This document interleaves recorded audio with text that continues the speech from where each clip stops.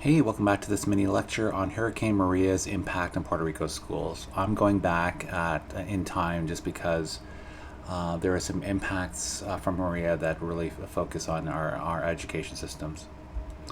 It was a really horrible, terrifically bad natural disaster. The flood itself, caused by Hurricane Maria, devastated Puerto Rico during fall 2017. It was a Cat 5 hurricane. In terms of its impact, it has been characterized as the worst natural disaster in Caribbean's history. And the human costs were dire, and there are close to 3,000 deaths in Puerto Rico alone, let alone across the rest of the Caribbean. Not only did it affect the island as a whole, but it also specifically affected Puerto Rico's schools. In terms of duration, the schools, as a result, were closed for at least a month, which leads to the question, how do you overcome this learning loss from a month away from school? What's the impact? It actually impacted all of Puerto Rico and across the Caribbean. As a result, how do you marshal Puerto Rico's resources when it impacts the entire island? Like, it becomes really difficult because it financially impacts it, as well as the various services and facilities that are used to help, that are part of schools and part of the wider infrastructure that helps support schools.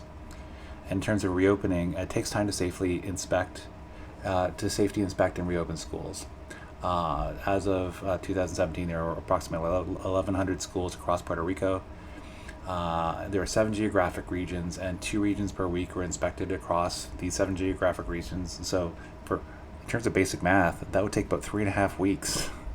So that takes a while after the storm abates. And then what they did was they went to the least damaged places first, and then the most damaged regions later.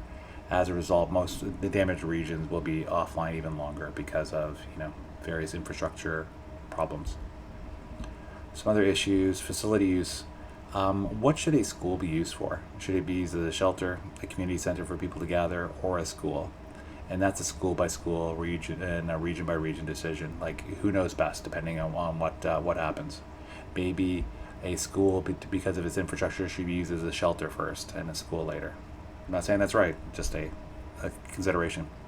In terms of communications, it's highly limited for schools and the families that they serve. As a result, cell phone service and electricity these services can be spotty at best. As a result, for schools communicating to families to say, hey, school's back, it can be really difficult communicating all the parents. And in terms of digital divide, with electricity out and computers being impacted by the flooding, Hurricane Maria and other types of floods will likely exacerbate digital divides within and beyond Puerto Rico. If you're trying to explore this more, think about the idea of teaching climate refugees. Here are some 3 broad things to discuss or to explore. How do we teach refugees? So potentially having new Americans immigrating to the U.S., they're non-English speakers working within the U.S., refugees who suffer from trauma due to this experience. How do you teach people with those particular characteristics? Number 2, how should teachers and administrators deal with the fallout of natural disasters? What happens when you have a lack of electricity, lack of school space, lack of food, and lack of other basic supplies like Wi-Fi, etc.? Pretend you're a first-year teacher. A major international incident has just occurred, like Hurricane Maria, a war, a famine, a climate catastrophe, etc. As a result, in your classroom, 3 new international students have been added to your class. They do not speak English, and you do not speak their language. How do you accommodate these new students? These are all scenarios to help you explore some of these issues in more detail. For more information, this is a great article and a great podcast by NPR. Puerto Rico reopens some schools, considers how to make up classes. That was Hurricane Maria's impact on Puerto Rico schools. As always, thanks for watching. Take care. Hope to see you again soon.